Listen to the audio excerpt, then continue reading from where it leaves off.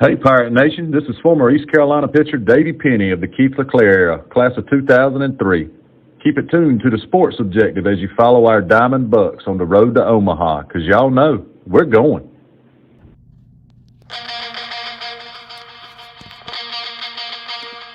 You're listening to Extra Innings, presented by Next Level Training Center on the Sports Objective. Join us every Sunday night on Facebook Live and our YouTube channel as we talk East Carolina baseball. ECU play-by-play voice Corey Glure and others will join us as we look back at the previous week and take a look at what's ahead. Now, let's talk Pirate baseball.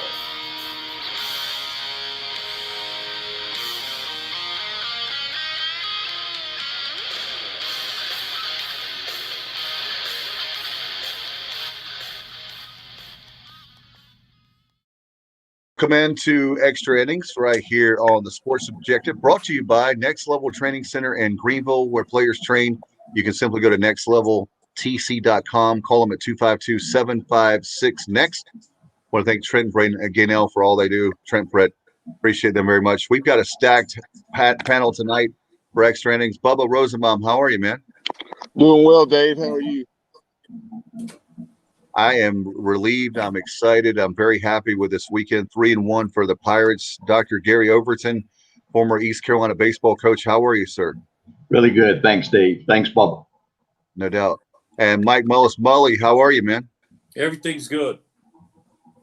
A lot of fun this weekend as, again, Pirates take 3 out of 4. Guys, I'll start with Coach O. 3 out of 4, not bad. It could be easily a mop, but we'll take it, right? Yeah, absolutely.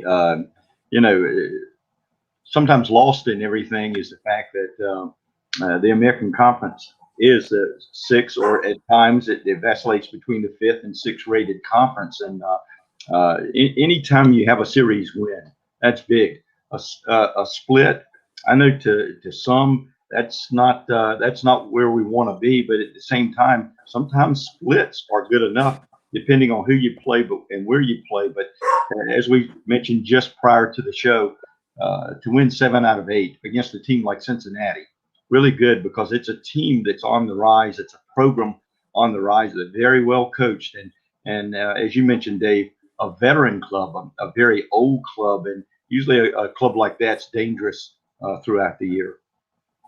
And Mully, what were your thoughts on it? I know it's hard to beat a team twice, and the Pirates swept the first time. They got a mop, if you will, and the Clark LeClaire early in the season, and now they won 3 out of 4 on the road. Yeah, I mean, I think the staff would agree that it's just about, winning the game that's right in front of you, and kind of continuing to do that, because I mean,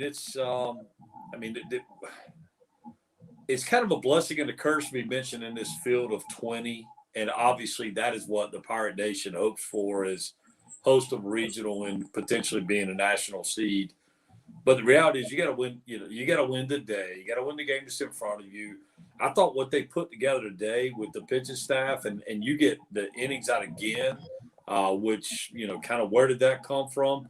That's what it takes for teams to really move deep into the postseason. So, all in all, I mean, obviously it's a great weekend, and turn the page. It's a short week. Get ready to play Thursday and go out. And I mean, quite frankly, need to get 3 out of 4 this weekend coming up as well. No doubt. Bubba, what were your thoughts on the series this weekend up there in Cincinnati? My thoughts were largely some of the things that Coach O and Mully have already touched on. Like Mully was saying pre-show backstage, just in terms of how competitive the series was as a whole. Every game, with the exception of the first one, really came down to the final inning, and even that last inning of the first game got a little interesting, more interesting than Coach Godwin and staff would have liked, for sure. But clutch hits. Guys finding a way to get the job done. What a weekend for CJ Mayhew. Oh, no doubt. By the way, we'll have our PGX Pitcher of the Week and our PGX Player of the Week coming up later in the show. This series meant a lot, because I know the Pirates, obviously, Tulane is right, close to there. In fact, I guess after the second loss on Friday, the second game with the first loss of the series and only loss, That was when Tulane took the half-game lead. So obviously that game was so close. But going back to that second game, Mully, you made a point earlier that I wanted to bring up, and Coach O and I know Bubba would agree that when you have a team sport, you can always look back at a loss and say it was not that play. There were other plays that if we had executed those plays, it shouldn't have come down to the throw by Connor Norby. Yeah, I mean, I think last time we were on the show here a couple of weeks ago, the word of the day was consistency, and I think that still very much applies. The pitching staff, and Cliff uses a lot of guys, and that's his philosophy. That's his methodology. But everybody has to be ready, and everybody has to do their job. No program can continue to give the number of free passes, be it walks or hit by pitch. And it's so funny. I hear, Corey Glore talk about, it seems like when we hit a bunch of guys, it's because they crowd the plate. Well, the reality is the plate is the plate. The batter's box is these guys have to go pitch. And it's and I think it was pretty cool from what Corey was saying in the broadcast that the message to the pitching staff was don't be afraid to pitch. Like, go do what you do. Go do what you're good at. If you hit a guy, hit him. Sometimes it just becomes a kind of it is what it is. But I think the consistency going forward will be the difference in how far this team goes. And look, let's not fool ourselves. Gavin Williams being 8-0 right now is awesome. Gavin, just the law of large numbers says at some point Gavin's going to spit the bit. Now, he may not, but the expectation would be that, hey, we have to manage that downside. What the kid's done is unbelievable. Hopefully he can stay there, but when you look at the numbers where we're only getting 4 innings out of starters on an average across the season, that's very, very difficult. And it doesn't say that the bullpen is not as deep as we thought it was coming in. It says that we're overusing the bullpen. When you're seeing guys make 2, 3, 4 appearances in a weekend, that's a lot, and not necessarily the recipe for success, but let it not be lost of what this team's done trying to kind of find that identity to this point in the year. It's funny you mentioned that, Mully. I was going to ask you guys if we could get a couple more. Is it too much? Am I greedy to ask for another inning or two out of our starters? And you brought that up. I'm glad you mentioned that. But Coach O, going down the stretch, I was worried about that. Both of you and Bubba can talk about that too, about as far as making it deep into June. We won't mention the O word, but making it, if you're going to make it to Omaha, you're going to have the arms. Do we have the arms as far as the health, being healthy as far as the pitchers are concerned? As far as Mully, when you were talking about the relief pitching there, going to the bullpen so much, are those guys going to be too tired come June? And if you're asking, in my opinion on that, the difference when you get into the postseason is there's this one key word, adrenaline. And guys find more than they thought they had. And you start to learn kind of who wants the ball. And you go with that. And obviously, Colmore, like Mayhew was great, whatever. Gavin was great. Cam Colmore did everything but do the laundry this weekend. And he answered the bell time and time again. Again, philosophy wise, and it's changed so much since I played in and coached, and obviously didn't coach in East Carolina, Coach O. But there's a certain point where in kind of in my day, in a little more old school mentality would be when you have Ginn doing what he's doing. Yes, he's one time through the lineup, but maybe you leave him a little bit longer. He's seen everybody once. He's thrown 9 perfect. Leave him a little bit longer. Cliff doesn't. That's not his style of play. He's going to play the matchups. He's going to go with the numbers, and the analytics are exponentially better than anything I ever looked at. And Coach O, I would think you would probably agree.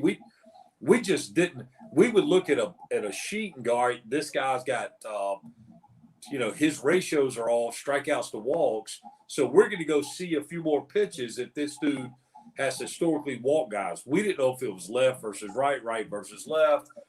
We didn't have all that. It was, you kind of had to, honestly, you had to go with your gut. Cliff is far more well-informed. And, I think that the depth of the staff is there. They have to do their job. And, we also didn't have the physical training that's available now.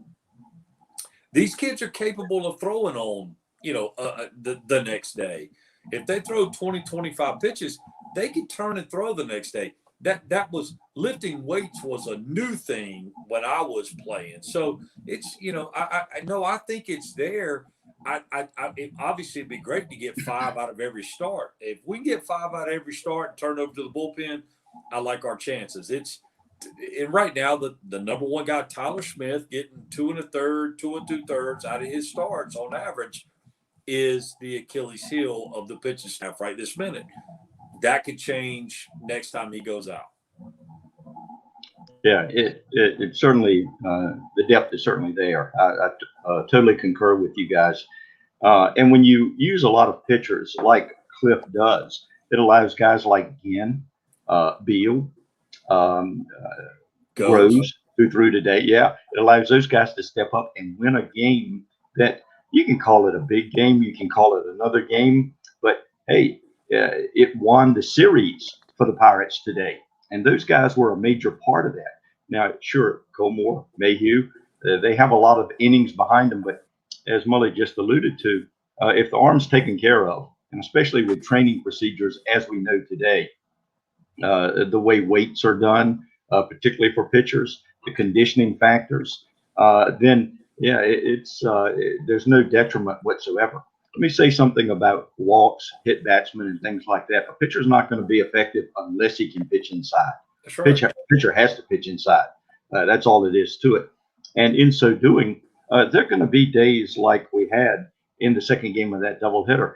If you look back when the Pirates have had problems, they've had multiple walks, they've had multiple hit batters, and things of that nature. But when those things are eliminated, but not because they're pitching inside, I mean, they're missing on the other side of the plate as well. It's just one of those days. That's all it is to it. And this team has depth. I don't think there's any question. And I think the fact that they do attack the zone, I like what Mully said about the hitter or the pitcher. One of the two is going to command the plate. And the pitcher's got to keep that hitter from being the aggressor a lot of times. Sure, they're going to be walks. They're going to be, again, hit batters. But at the same time, they're going to be low ERAs like the Pirates are possessing at this time as well. So, yeah, I think the depth is there. And I think that depth is showing very well now with the inclusion of certain players like we saw 3 today. And look, I think kudos goes out to Zach Womack and the job he does to keep these guys healthy, to keep them kind of forward facing. Their strength coach. I mean, it is it's almost hard to describe how important those things are. But when you go to these major Division I programs, and I don't care what the sport is, and you look at the money that's been spent on the ability to rehab, the ability to turn players and get them ready to go again, there's no mystery. You need your best guys available, and I think what Zach, what Womack has done, along with the strength coach, along with Coach Dietz. I mean, that all that stuff figures into where this all kind of where this all ends up.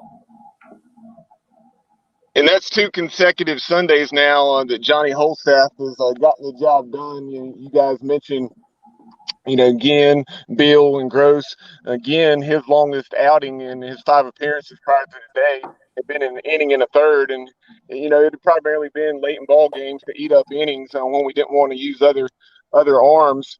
And today, he's pitching in a much different situation, tight ball game.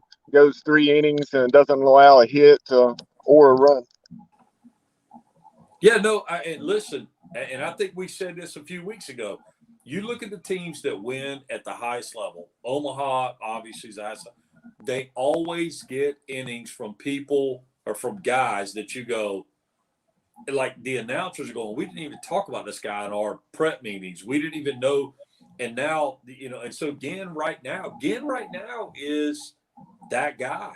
I mean, he's the guy that's coming out, and like the Goes kid, there's a lot of upside with that cat. I mean, he's got, if you look at him physically, he's got the physical makeup of a big leaguer.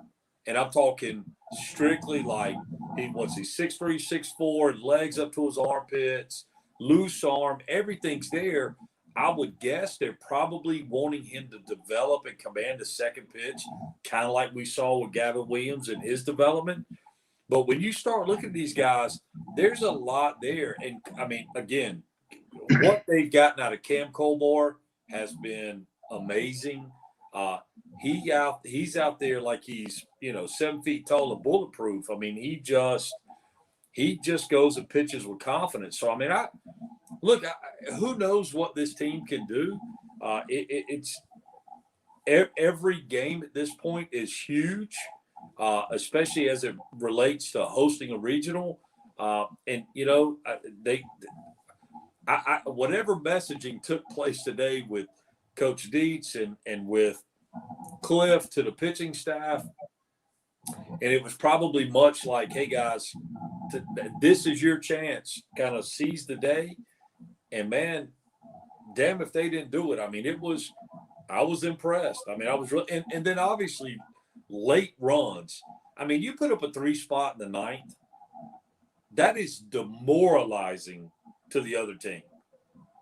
They all Cincinnati wanted to do was make this a race of the bullpens and feel like we've already seen everybody. Remember, nobody pitched today that they hadn't already seen, which is a huge deal. They wanted to get back into that pen thinking they could beat the pen. They kind of stay nip and tuck for a long time. Then all of a sudden,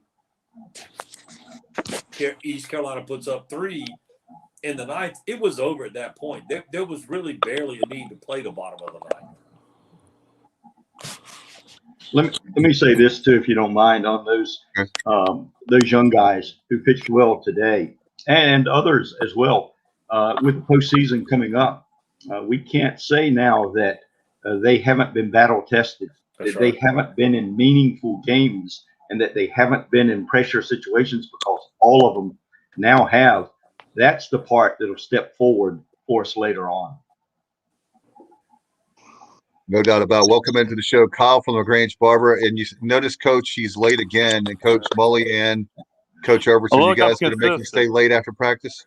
I'm consistent. Hey, Kyle, it takes no talent to be on time, son. Yeah. Well, but you tell my wife to put up the pressure washer herself next time, because I was on pressure washer duty, trying to get everything put up, taken apart and put up, and just lost track of time. I do apologize for my tardiness, guys, but I don't know what's been touched on, but I'll just paint with broad strokes from what I saw this weekend. I like the way we played on the road and took care of business. The games were competitive. We won 3 out of 4, obviously, to state the obvious. When we lost in extra innings. I love that Cincinnati seems to have gotten so much better since the first of the year when we played them. They're playing good baseball. I like that we had to be competitive to win these games late in the season, because that's what we're going to see in postseason play. Blowing people out right now ain't going to do you any good. Well, we covered all that, Kyle, but thank you for chiming in. That's perfect. Well, show's over now. There we go. No, guys, something I wanted to specifically bring up about game 1. They came out and they put up a couple runs early on Gavin Williams, something that really hadn't been done in quite some time. And then and they had answered the Pirates 2 spot. So then the Pirates respond with several runs of their own and then come right back out and put up a 0. And that was huge in that first game that the Pirates won, I guess, 8-4.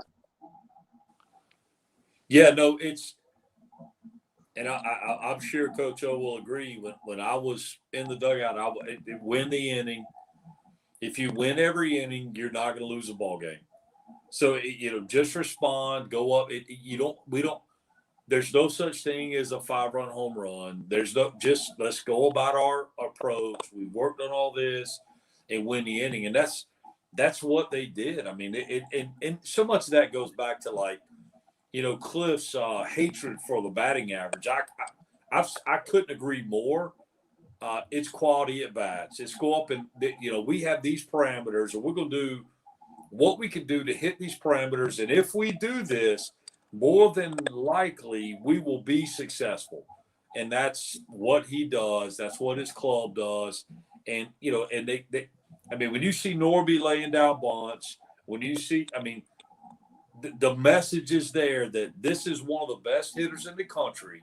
He's obviously our guy now, arguably Francisco's right there. But we're going to ask this guy to do it, so we're certainly going to ask you to do it. So mentally be prepared to go up there. I would love to know, and I don't know how many squeeze or bunts that were had this weekend led to runs, and I would bet that's a double-digit number over 4 games. So I mean, it's it's a culture thing, and it's a philosophy, and I'm going to tell you, it's very difficult to bunt a guy that's throwing a firm fastball that's got a little action on it.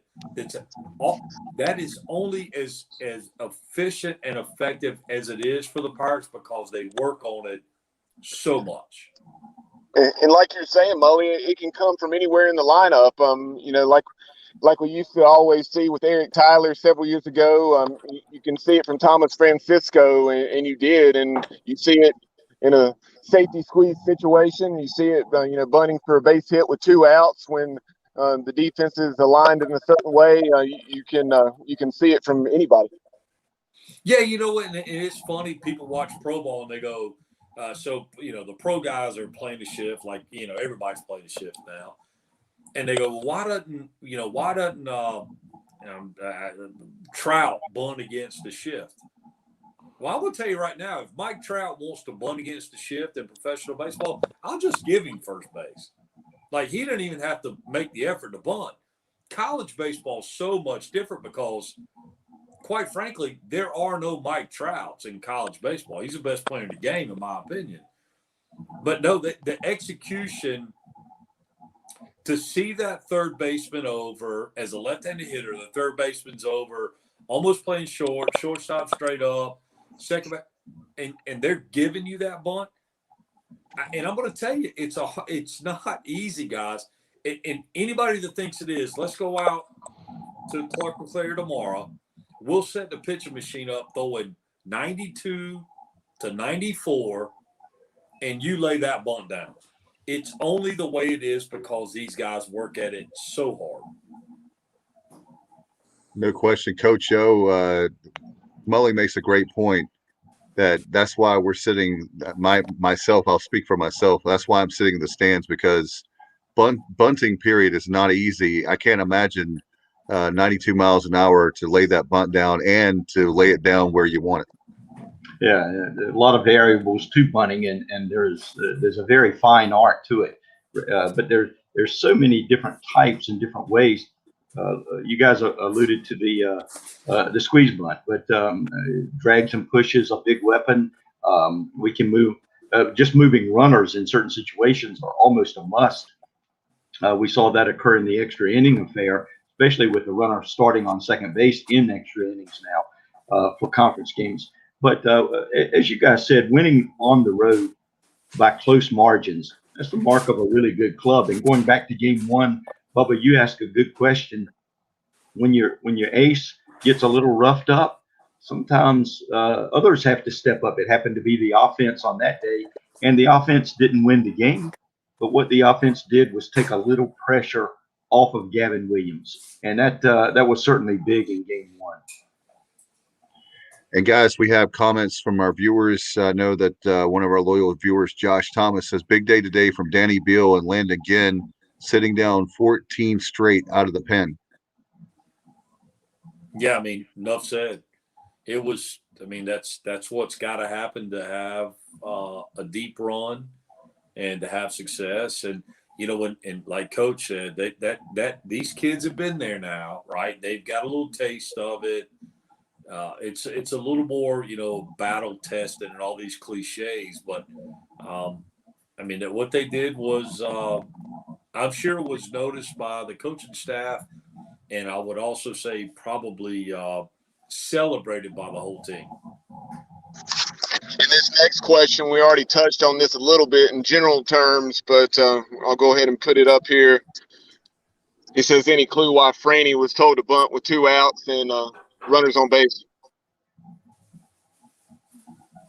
Coach O, I'll let you handle that one.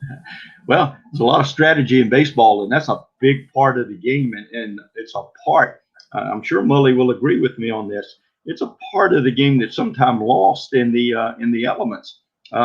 It's easy to sit back and wait for the 3-run homer, or sit back and wait for a team to bunch base hits, which, by the way, that's really hard to do. But why was that done? There was something tactically about that. Possibly there was, I won't say there was a shift or not a shift. I really don't know. But there could have been an opening for a push or a drag, either to first or third base side, that would have maybe moved the runners, and then, middle of the order coming up behind. Also, we're talking about a close game. Any tactic is a good tactic in a close game. Well, and I will also say that, remember that the bunt is not always – so bunt slash, like show a bunt, taking a bag, taking a swing, is not always called by the coach, right? Correct. It could be that Francisco saw something. He thought, all right, if I can get this thing down, it's an easy hit.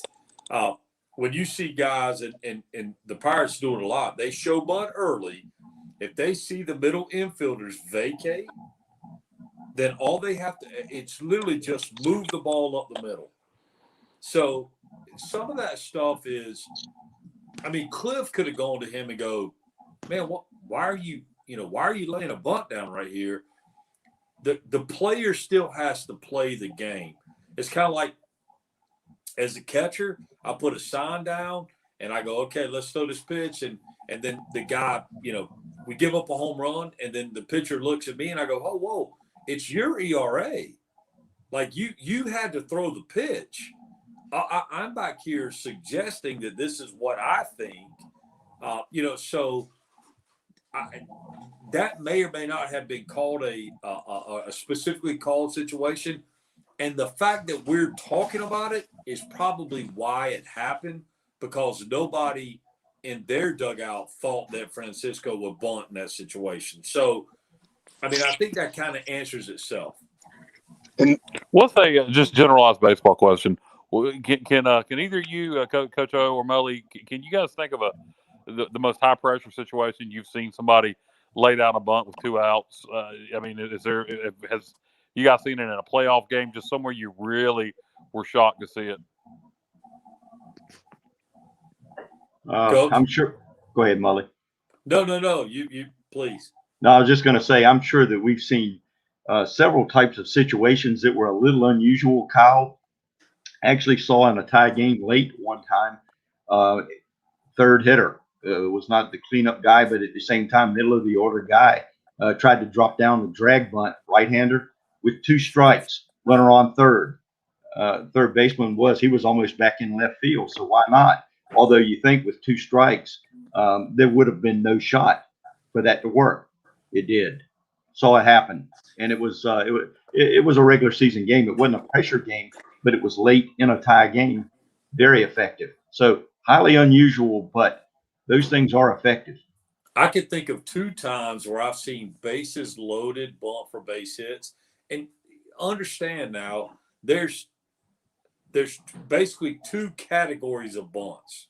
There's I'm going to give myself up to advance my teammate.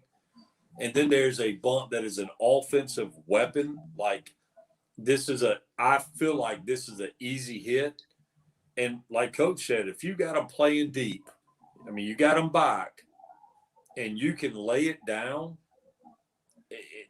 you got a good runner at the plate. Typically, guys that are really effective at using the bunt as an offensive weapon are good runners.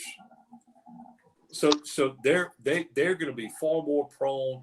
And you got to remember, there's kind of a slug effort. There's a show. I've seen it a couple times with bases loaded as an effort to get a base hit. Maybe out of a guy that struggled a little bit. But that it does happen. And again, everybody in the ballpark's like, it's just as surprising as a home run when that happens that way. How about Jake Taylor in Major League laying it down so Willie Mays Hayes can score from Damn second? it, Bubba. I was going to say the that's same exactly thing. what I was thinking of. I think that was a call play, though, wasn't it, Bubba? Good point. Yeah, well, he pointed deep. He really had him throw it off. He was calling his shot right before the Bubba. Right before the bunt. That was back when coaches used to give signs. Right now, it's just you look at your wristband and 1, 3, 4, whatever. Yeah, so good for Jake and Willie. No question about it. I'm definitely glad that that all worked out for them. That's what we need to have for the Pirates. Certainly with Bubba, do you want to talk about game 2 of the doubleheader? I guess. I'm sorry. Say it again, Dave. I had a call coming in. That's all right. I was saying, do you want to talk about the second game of the doubleheader on Friday night? Yeah, go ahead.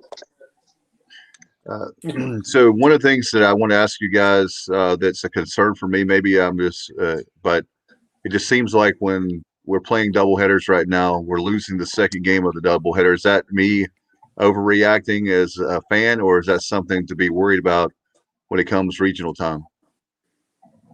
Well, remember that the opportunity to play doubleheaders, it is real in the regional, it is real in the conference tournament, but you get past those things and those opportunities like that those days are over, barring weather. So I mean, Dave, we can all read into it whatever we want to read into it. If you look at the overall results, they kind of speak for themselves.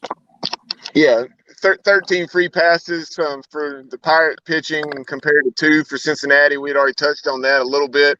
And another number that I recall that stood out when I looked at the box score after the game, Cincinnati, 3 for 17 with runners in scoring position. So that was the reason that we still had a chance to win it there late, but unable to do so. But it was amazing after playing with fire so many times that we had the chance to win that game. Yeah, and certainly opportunities were there. Let's remember the Pirates still almost won the game, even overcoming many of those obstacles. So that's also a mark of a good club. Dave, to answer your point, though, high percentage of the time, doubleheaders are split. A high percentage, and that's on all levels of baseball. No, that's right. Yeah, nothing to worry about in terms of going into regionals or postseason play, and we haven't done it on back ends of doubleheader. No, high percentage of time there are splits. Correct, Molly? I think our problem as Pirate fans is that we have the expectation of being let down. The reality is, what this club has done this year, in the most unusual of circumstances, is pretty special. And, top 10 RPI, I don't know what, I guess Tulane ended up, getting 3 out of 4. I mean, I don't know what else they could do. Yeah, there's been some scuffles. There's been some issues. But that's why you play the games. Like, if it was just a lock deal, then, all right, let's just move these teams. Don't even play the regular season. Let's just move these teams and let them play each other. If they're that much better than everybody else, I think. I mean, it's way too easy to take the road of what should we worry about when in reality we should be celebrating, truly excited about what this club has done. Yeah, I Yeah. think you're right, Molly. I think it's that, and I made the point earlier this year. This team ain't got nothing to do with all the other teams, and that made it the Omaha. You know, going to a regional, going to a super regional, winning a conference championship are all great things. It's just that as a fan base, we are so stuck on going to Omaha. We're the most, we've been to the most regionals without going. So it's like you said, we look for every little thing to pick out that's going to keep us from obtaining that goal. When what we should be doing as a fan base is just enjoying what's happening, enjoy trying to win a conference championship, then go see if we can win a conference tournament, enjoy that, and what happens. We can't worry ourselves and analyze the team into going to Omaha. No, I mean, look, the message to the team is win this at bat, win this inning, win this game. And then wherever it shakes out, it shakes out. I mean, it's just whatever happens in any other sport at East Carolina, be it football, basketball, whatever, has no bearing over baseball. But the expectation is way too easy to go, well, it's hard being a Pirate. It's hard being this. You know what, folks, we're watching something that's pretty special. And what this club did at home over the course of this season, you may never see that again. And so relish that and understand these are talented young men. This is a really good coaching staff. This is a great program. And let's just see what happens. Coach O, couple of original questions for you before we get back into the games. You've been in those rooms with the NCAA. Do you have a pulse on it? Now with North Carolina doing away with capacity limits, do you think that the NCAA will stick with the 50% capacity, or is there any chance that we'll see a full house at Clark LeClaire? Do you have any idea? And then the other one is, I missed this conversation. Evidently, somebody, you or someone said, is the NCAA not doing 1 through 16 seedings? Is there not going to be 8 national seeds this year? Someone said that the regional champions would be paired with their super regional opponents more based on region than seeding this year. Well, they have said this 2-3 weeks ago, but it has been brought out that they would pair the super regionals after the regional champions were declared. Now, whether that's going to be according to where teams are in the RPI or a fictitious type of seeding, I don't know. But that has been said, Kyle. Yet at the same time, they have changed a couple of things in midstream. They were going to announce on May 12th and then delayed that just a little while longer. So there's some issues that I'm not sure are set in stone at this particular moment. But I've been told when you say no seeding, there may be a seeding done after the regionals are over. That could well be. But I'm being told no seeding as such when the selections are announced on selection day. That was the second part of your question. And the first part, Kyle, what did you ask? If you had heard anything from anybody at the NCAA, if they're going to perhaps change their mind on the 50% capacity for states that now are allowing 100%, such as North Carolina?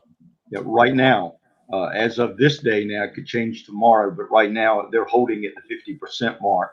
And I don't want to speak for what ECU will do at this particular point, but it's looking like we're going to go with the 2,500 capacity, which is far more than the 1,200 we allowed in the regular season, because 50% more than when the season started with 1,200. But if it is 50%, we're looking at 2,500.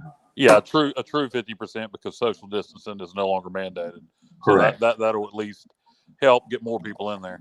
Yes. It depends on what you read, Kyle, whether or not social distancing is mandated. Or matter of fact, if y'all don't mind, if all of y'all would put a mask on while we're doing this show, I would feel much more comfortable. I got one on. I'm actually, that's, you just can't tell because it's a still image. Actually, That I have boy, one on that right boy. now at my house.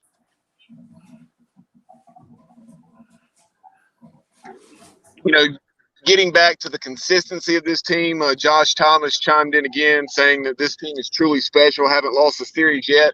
And not only have we not lost the series, and we haven't lost consecutive games, and obviously pretty much top 15 or better in every poll that there is out there, all 6, and a very real chance to host a regional, of course, being in the top 20. Truly special is a really good term. No question about that. And so well said. We've talked a little about the walks. We've even talked about a timely error here and there tonight. But let's not lose thought of the very positive things. How many teams across the country would like to be 2-strike and 2-out hitters like the ECU Pirates? There are a lot of phone calls made where this question's asked: what are they doing? How do they do it? But they somehow find ways to score. I think, Mully, you alluded to the 3 runs that were scored in the 9th. I think, Bubba, you were talking about it today, and that was started with a 2-out hit. That was started by Ryder Giles getting a 2-out hit, and then moving on from there. So many good things occur. That game was put away today because of 2-out hitting. Yeah, you know what? And I think you look at, I just pulled it up on my phone, 36-11. 27-4 at home. Now, 9-7, which was, helped out this week on the road. 18-6 in conference. I mean, there's a lot of programs that would love to have that. I mean, again, enjoy what's happening in front of us. The program's right where it needs to be. It's in great hands. And let's just look, it's a cool week because we got a game Thursday. Like, we get to watch Pirate baseball. We get to hear Coach O because I understand that he and his bride are headed south to do the Thursday game. So we got Thursday, Friday, Saturday, Coach O, Corey doing their thing. It's a quick turnaround. And then the first game of the tournament, I think it's Tuesday or Wednesday. So we got a lot of baseball coming up. Let's enjoy it instead of lamenting what might not be. No doubt. Coach O, will the team stay in Florida after the South Florida series and just head down to Clearwater, or are they going to come back to Greenville first? No, they'll stay down. After Saturday's game, Sunday will be off, and then Monday is a practice day in Clearwater, and Clearwater just across the bay from Tampa, so it's right there. Okay. And going back to kind of some of the points that viewers have made, and speaking about the consistency, if you look at the ACC, 14-team league, and so many teams in that conference, the likes of Clemson, North Carolina, Virginia, all these programs are within 5 games of 500 to just provide some perspective. NC State did have a sweep this weekend, a much-needed sweep up at Pittsburgh, but so many solid programs, nowhere near the 36-11 overall mark that East Carolina has right now. Yeah, that's true. And on top of that, many of the schools that you mentioned, excluding NC State, but many of those schools in the ACC really not just losing records, but really poor records within that conference. And that's a detriment to them, even though they may be 1 or 2 games above 500. So, yeah, those teams are they're just hanging on by a thread, so to speak.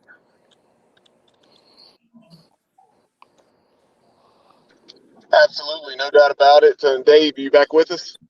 I'm back. Finally. Struggling for sure with the internet tonight. It happens, Dave. It happens. Yes, it Look, does. I know this isn't East Carolina baseball, but I was just looking at what the Pitt Community College Bulldogs are doing.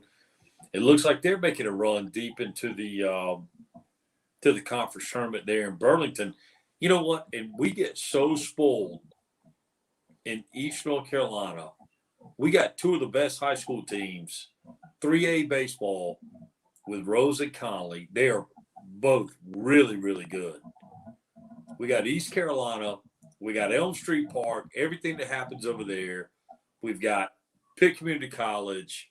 We get so spoiled that it's almost like we start looking for reasons why not to be successful. The reality is, folks, it's a hotbed for baseball, and there's a lot of good things going on.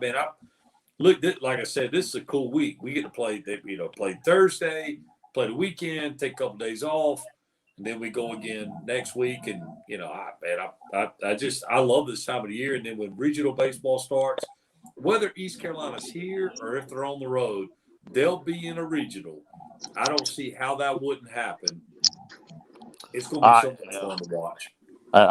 Unless we just lose our minds in Tampa, I think we're pretty much locked in to host at this point. I think as long as we split in Tampa, we would host.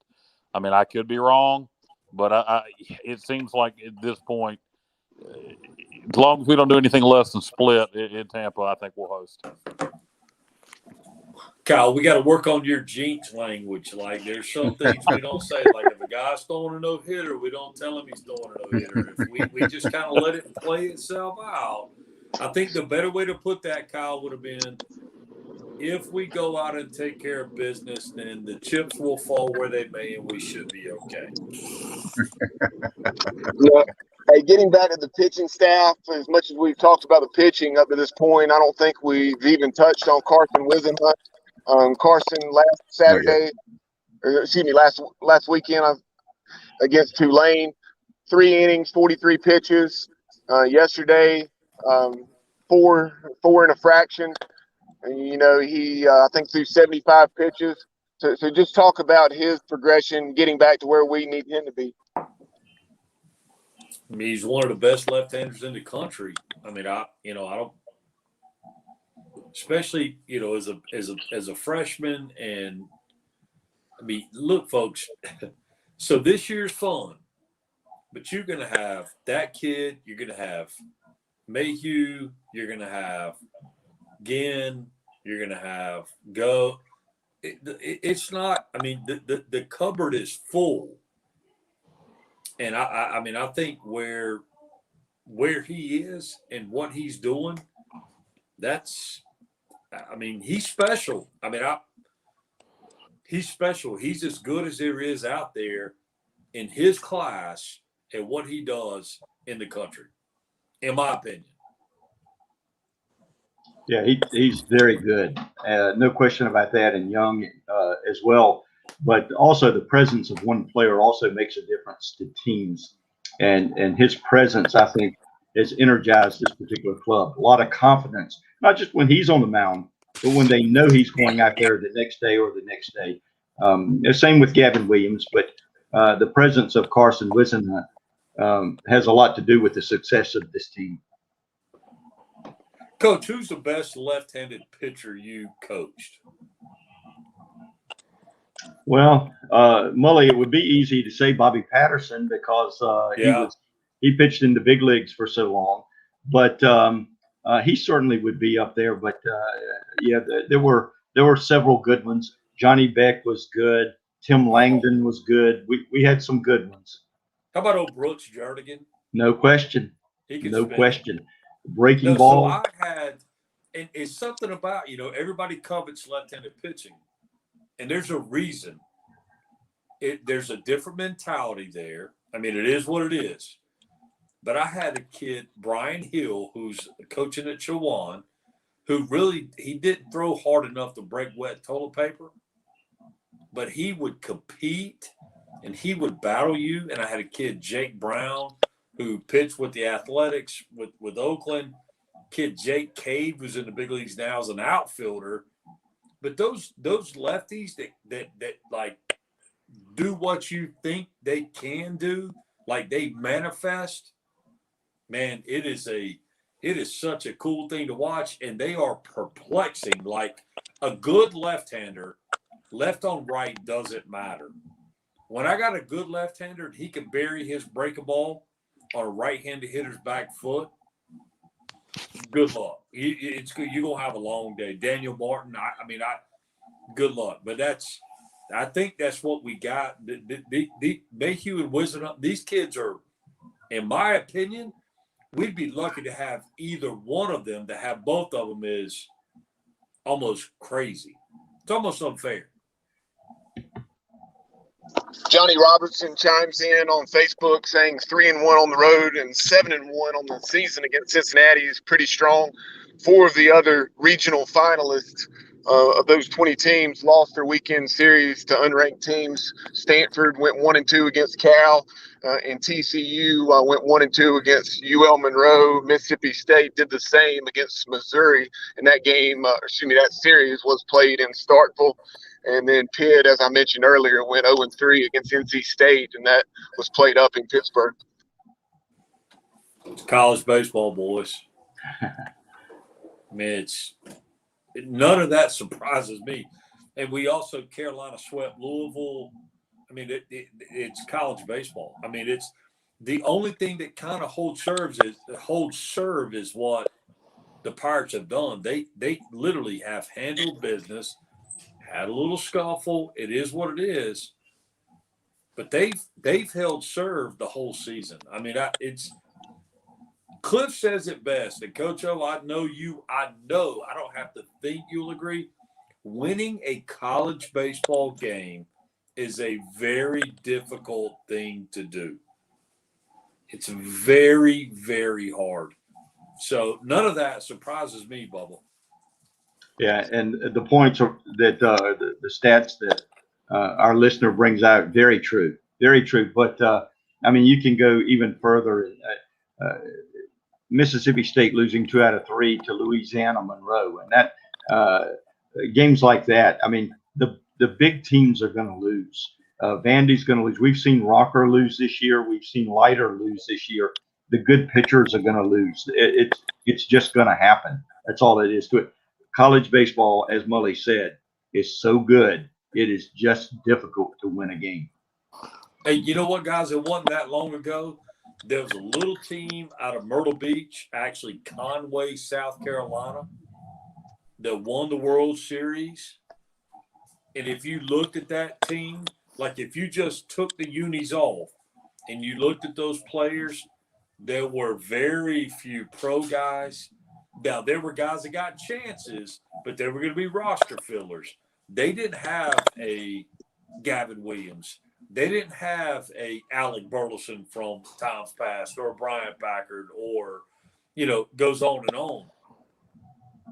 That's the beauty of this game. That's what makes it lovable is you just don't know. You roll out there against anybody and on any – I mean, they talk about any given Sunday. Well, the difference with baseball is we're going to play today. We're going to take a day off. We're going to play again tomorrow. Any day can be a different day. And, man, it's just that's what I love about the game. Yeah, I think my favorite example of that is Fresno State when they had to win the Mountain West tournament basically to make it into the regionals and won the national championship. Well, how won about the whole UVA? thing. UVA years back, they had to fight their ass off to get – they won the ACC tournament, and they get the gift of going to San Diego State to open up against Strasburg. Yeah. And they beat Strasburg, and they end up playing in the national championship game. I mean, it's college baseball, man. It's just – and UVA never rolls out a lineup that is physically imposing. Like LSU always has 6'1", 6'2" donkeys. That's their small guys. That's never been UVA's. UVA recruits baseball players and academic kids and whatever. It's a beautiful game. I mean, I've got Baylor and Oklahoma State on right beside me right now.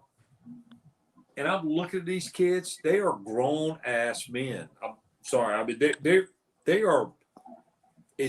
But none of that matters. Baseball's played from the ground up, and it's played between your ears. And if you can just master your skill set, you got a chance to be successful. And I will take our coaching staff over any coaching staff in the country to give these kids that opportunity. No doubt. Bubba, you were giving some scores earlier. What did Charlotte do this weekend, being they are in the 20 regional sites, and I would look at them as competition being in the same region. And what are some other scores we need to know? I'll have to check back on that, Kyle. Being at my son's game this afternoon, I was not able to check the scoreboard the way I would have liked, but I'll get back with you on those. But around the conference, you had Wichita State taking on, next week's opponent. I'm pretty sure they split with USF, and you also had Memphis and Houston splitting, and UCF lost 3 of 4 in New Orleans to Tulane. So we're one game up on Tulane. Is that right, Coach? Half game. Half game. And look, next weekend's huge. Yeah. And No doubt about it. USF isn't bad, guys. I mean, there's not a team in this conference. I mean, arguably Houston, which is crazy to say, man, we'd love to play Houston, but there's not a bad team in the conference. But next weekend is a big deal, and that could be a difference maker. I think, Kyle, you said it earlier. We need to go get 3. I don't think a split leaves a question. 3 wins clears all that up. Yeah, no doubt. I do like that Tulane has to play Cincinnati. I think Cincinnati's, obviously we just played them, is playing good baseball. So who knows what's going to happen, but I'm hoping, like you said, we can at least get 3. And meanwhile, Cincinnati, maybe they'll take care of Tulane just to give us a little bit of distance. No question about it, guys. One of the things I saw quickly, and then we're going to go to our PGX Player of the Week and PGX Pitcher of the Week. Mully, you're talking about our great program we have, East Carolina. Saw a stat, I didn't know this, but we're actually winning percentage-wise in the top 10 of all time, 72 seasons. That's obviously before the season. And our winning percentage, we've won 65% of our games in 72, now 73 seasons. I'm sure that percentage will go up. Not that matters, but as far as a fan perspective, then certainly that's a big deal and a testament to guys like Coach O and all the coaches that came before Cliff. Hold on, I'm trying to figure out which way I could point, though. He's the guy, and honestly, I mean, I think, and Coach O's a humble man, but when you look back at the history of the coaches that have been here, and Coach O being a huge part of it, it's not a surprise. I mean, when you've had, just a litany of guys that have come through here that have done the things they've done. And I can't help but wonder on that note, and I can't help but wonder what if Coach LeClaire were still here and everything held serve, would we have been to Omaha? I mean, I think, there with Coach Maisie and then with Billy Godwin and now Cliff, I think we've maintained a level.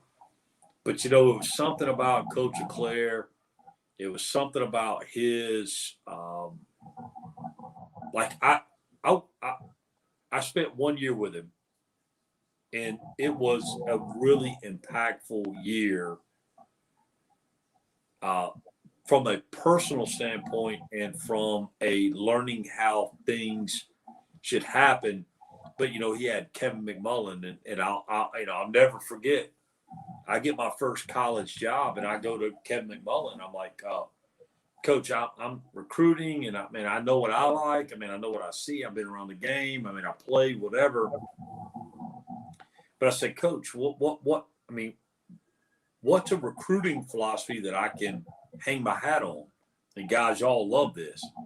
He goes, Mully, and anybody's been around him, he always had a top lip like cherry skull, and he wore his glasses and that thick Jersey accent. He goes, Mully, real simple. Good-looking guy, ugly girlfriend, I don't know. Ugly guy, good-looking girlfriend, give him all you got. He's an overachiever. And I'll never forget that. And I've told that story 1,000 times. So I mean, we've been very, very fortunate that the trailblazers like Coach O, like Coach Hal Baird before Coach O, and even the Monty Littles, the people over time have established a standard that East Carolina baseball doesn't accept less than greatness. And it's a really, really cool thing. No doubt about it. And now time for our PGX Player of the Week. Do you want to do that first, Bubba? Yeah, we'll start off with the PGX Player of the Week. And this week, Connor Norby. No surprise, when you go 10 for 19, you leave us no choice. And Connor reached base 11 out of his 20 plate appearances. So another unbelievable, just remarkable weekend for Connor Norby, who's batting, I think, 423 or 425 at this point. So congratulations to him. And then our pitcher of the week, the PGX pitcher of the week. What about CJ Mayhew? Last week we talked about Cam Colmore and then also Matt Bridges, 3 appearances in relief. And this week, Cam Colmore did the same, but then CJ Mayhew, 5 innings over those 3 appearances, 94 total pitches. He was just so gutsy and really came through 5 shutout innings, allowing just those 2 hits. Good choices, Bubba. No doubt. It's hard. It's hard to not see Colmore as the pitcher of the week, in my opinion. And I will also say that Agnos as the player of the week, that dude had to do some dirty work. I mean, he was a huge part of the small ball game. He was so. I mean, it's. I think you went with the obvious, Bubba, and I don't disagree with them. But I don't. I mean, there are 4 or 5 guys. When you win 3 out of 4 on the road in a situation like this, there's going to be lots of guys that contribute in big ways. And I mean, good calls, but maybe different the way I would have gone. But I'm going to look at it through coach's eyes too. No doubt, guys. As far as this week, obviously being a huge series that we're talking about with USF, it's the last 4 games, chance to have 40 games in the regular season, win them. What about as far as the series goes? What are your keys to victory this weekend on the road, Mully or Coach? Coach or whoever wants to take it first? I mean, I seem to be that person. We got to throw strikes. We got to put balls in play. I mean, it's the same things, guys. I mean, this stuff is not. There's no magic recipe. It's go play the game. It's win the inning, win the at bat offensively, win the at bat defensively. Throw strikes. Put balls in play. Do the little things. I mean, we are more talented, I believe. I believe we're better coached, but we just got to go out there and play the games. I mean, Coach, I think it's that simple. Yeah, and 2 things I really believe, and that one, Pirates do really well, and that's make adjustments as they go. As they get a feel for this South Florida team, the adjustments they make to score runs or to move runners or to put the pieces in place to make big innings even, or the pitching staff stepping up like the 3 guys today. Those adjustments are really big. And the second thing is just keeping the winning mentality on the road. It's almost like from a mental standpoint, they turn it up a notch once they go on the road, and it's been successful to this point and will continue to be so if the Pirates place emphasis on those 2 things. Something else I wanted to call attention to, Dave, before we go to these comments. the performance of Ryder Giles. Ryder has a 5-game hit streak now, and he had 6 hits this weekend, and he's only struck out once in probably his last 20 or 25 at bats. So him coming around much plus, and it's great to see one.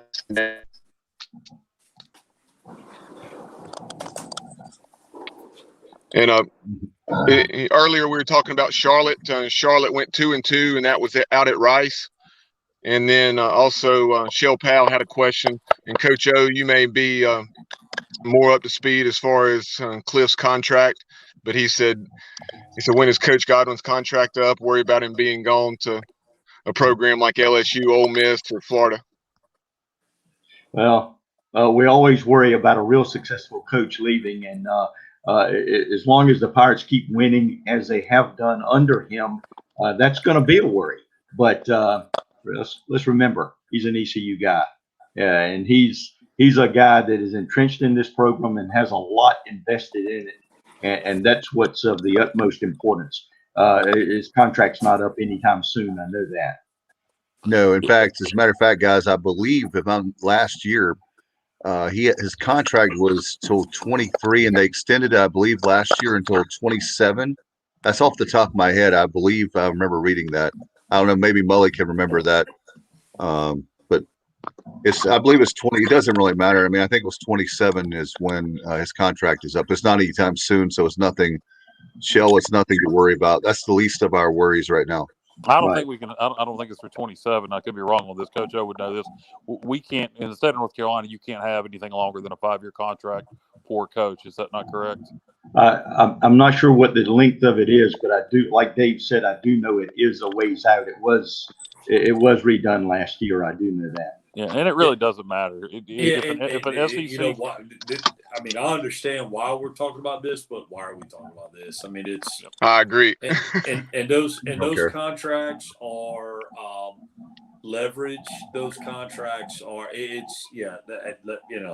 Let's stay focused on what's at hand. Yeah, I agree. Absolutely. And if he wants to go and an SEC school wants to buy that contract out, it doesn't matter if it's through 2030. I can tell you this: Cliff Godwin loves East Carolina University. Cliff Godwin's family's here. Cliff Godwin bleeds purple and gold. Whatever else happens is strictly a business choice, and that'll all take care of itself in due time. It's no different than saying, "What if Gavin Williams?"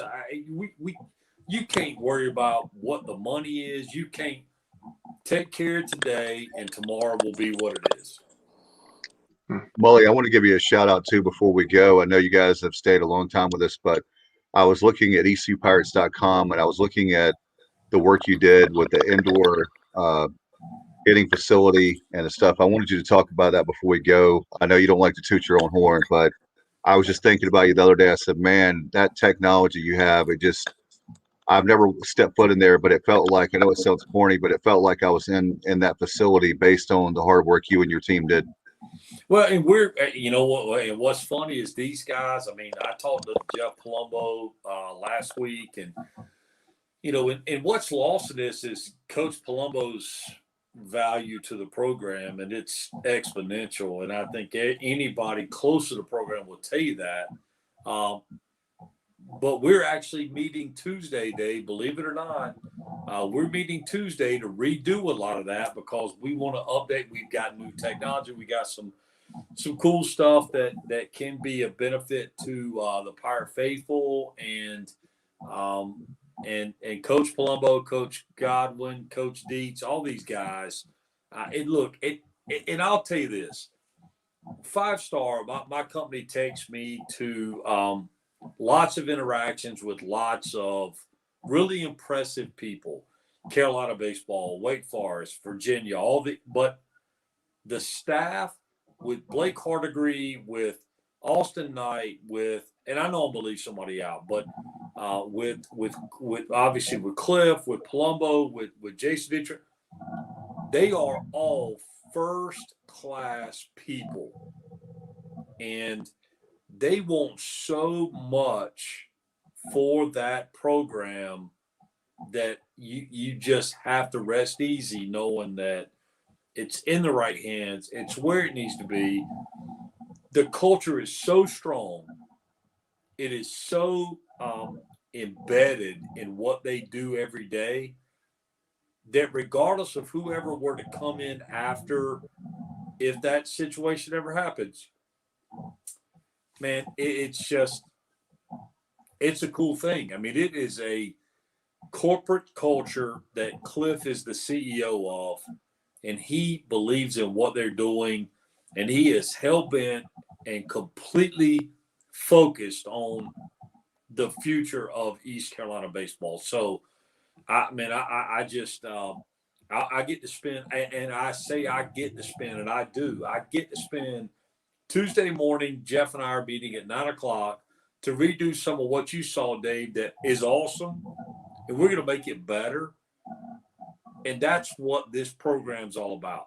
They're taking great things and improving them, and that's how you get to where you ultimately want to be. And that obviously helped with the COVID year too. We talked about this when we had you originally on, I believe, about how with the COVID year, it was just like, I guess the stars aligned. It was the perfect storm. I could use any cliche, perfect timing, if you will, for you to have that technology and bring your team in and help recruiting, did it not? I mean, I know the Cliff's done a great job in Palumbo and everybody there, but it also helped. You know what, Dave? And cliches prove to be true because they stand the test of time. So, yes, and you got to remember, when I approached Cliff with doing this project, it was pre-COVID. And he believed in their facilities. He believed in the perpetuation of the dream enough to where he point blank told me, he goes, Mully, I am the CEO of East Carolina baseball. This is my program. I'm not afraid to invest. And I will tell you guys, he was not hesitant to write a check out of his personal checkbook. He was not. That's the kind of person that Cliff Godwin is. And again, we're going to make it better. And I mean, we've got several things that we're tasked with as a partner of East Carolina baseball to make this vision better. But yes, during COVID, pre-COVID, it was a good idea. During COVID, it was a way of life, but it has become an essential part of what East Carolina baseball does from a recruiting standpoint.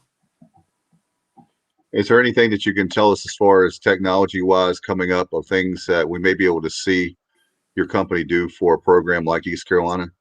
But but look, we have developed a way to code our projects to make them into video games. So now, when the average consumer being the 15 to 17-year-old kid, they could go in and play a video game and learn all about the history of East Carolina baseball. Hell, there may even be something in there by Coach Gary Overton. Not to give anything away, but when it comes out,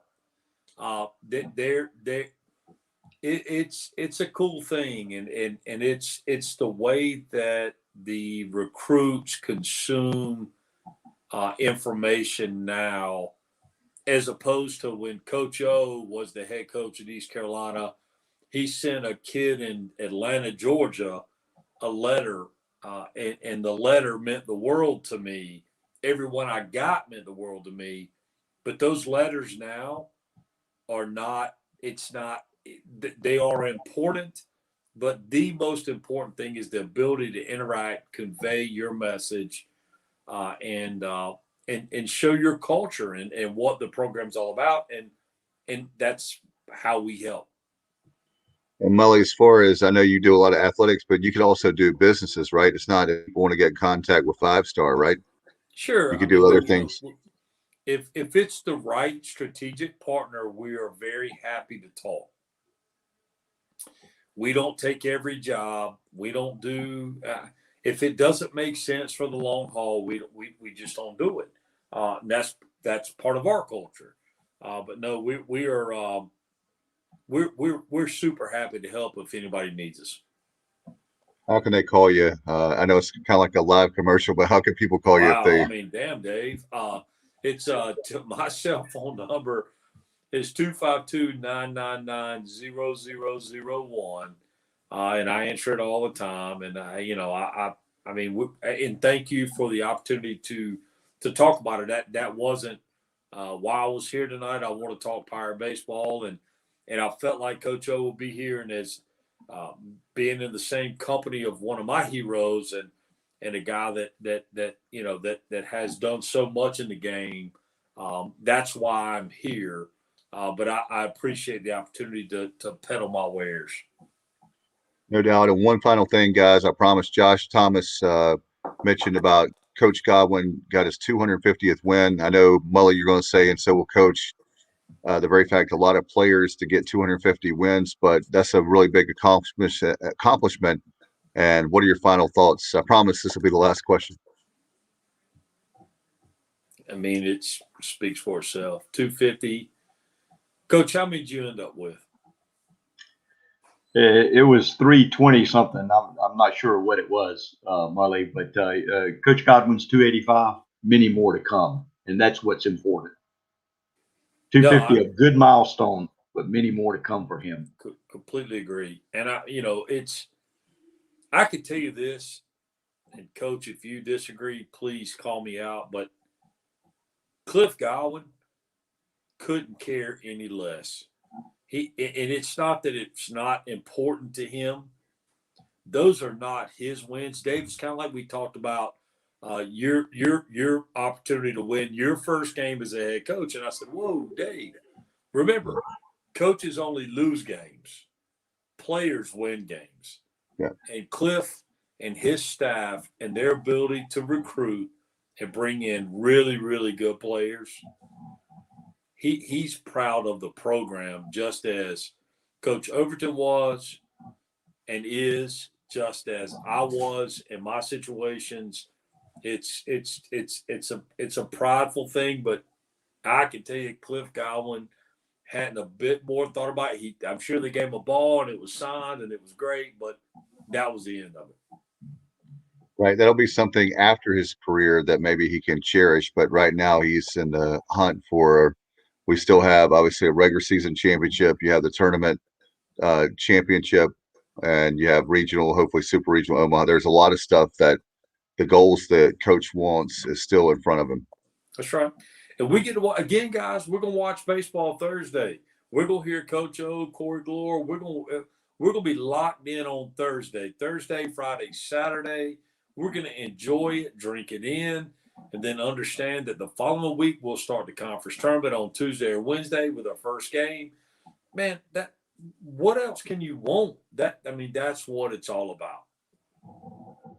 And Coach, I understand that you're going to be down at USF and you're going to be in Clearwater. How did you manage that? Usually you're not on the road games, so how did you pull off that coup? Well, Dave, I have been to the conference tournament many times and right. several years in a row now. But just with South Florida being in or being our last opponent, it worked out, and so that's looking forward to that. Hey, Coach, can I catch a ride? Can I catch a ride with you and the bride to go down? We can have a good time. Absolutely, more than welcome, Mully. Any final thoughts before we go, guys? Go Pirates. Yes, absolutely. All right, and we'll put I know that those games we're talking about start on, as Mully and Coach were talking about, on Thursday. Bub, I know, probably has a graphic that we'll put up before we end the show about. No, my son's games took precedent. I was not home to produce a graphic, so. All right, well, we have those games. Obviously, we'll talk about that this week. We have a big show coming up on Wednesday night, right, Bubba? I guess he's got. Well, we have a big show on Wednesday. Obviously, Patrick Johnson, 94.3 The Game. We also have Matt Doherty, wrote a book about his coaching career. We'll have him on Wednesday night as well at 8 o'clock. So love to have you guys. And then we'll be back next Sunday. Hopefully, we'll be talking about the Pirates victorious in USF. Thank you, Mully, very much, man, for the overtime you spent here on Extra Innings. Coach, both of you guys mean the world to me. I appreciate both of y'all being on the panel tonight. Extra Innings Means a lot. Thanks to the great folks at Next Level Training Center. Trent, appreciate you guys very much for all that you do for baseball and Pitt County and beyond. Bubba, man, thank you so much. Thanks to Kyle. We'll see you next time. Extra Innings right here on the Sports Objective. Good night, everybody. Go Pirates. See you guys. Thank you. Thank you.